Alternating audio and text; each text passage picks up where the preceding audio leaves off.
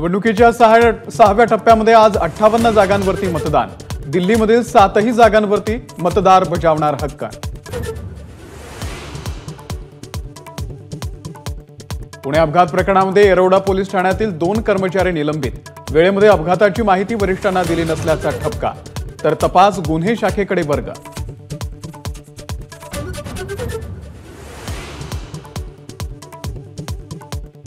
विशाल अग्रवालसह 6ही आरोपींना 14 दिवसांची न्यायालयीन कोठडी। आरोपींचा जामिनासाठी अर्ज।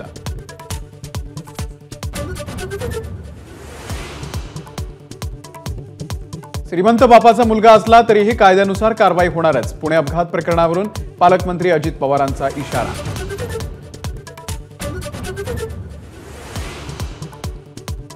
डोंबिवलीच्या स्फोट प्रकरणामध्ये अमुदान कंपनीच्या 2ही मालकांना अटक। आरोपी मालती मेहता आणि आरोपी मलय मेहताला अटक। स्फोटात 8 जणांचा मृत्यू।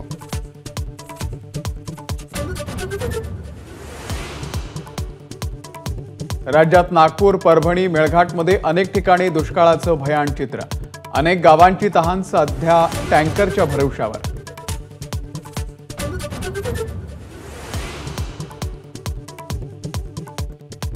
गडचिरोलीच्या सीमेवरील छत्तीसगडच्या नारायणपूर जिल्ह्यातील चकमकीमध्ये 8 नक्षलींना कंठस्नान। दंतेवाडा, नारायणपूर आणि बस्तर जिल्ह्याच्या संयुक्त सुरक्षा दलाची कारवाई।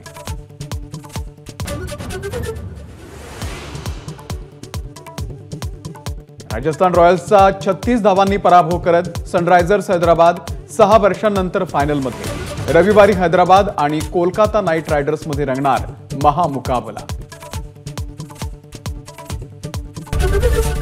एबीपी माझा, उघडा डोळे बघा नीट।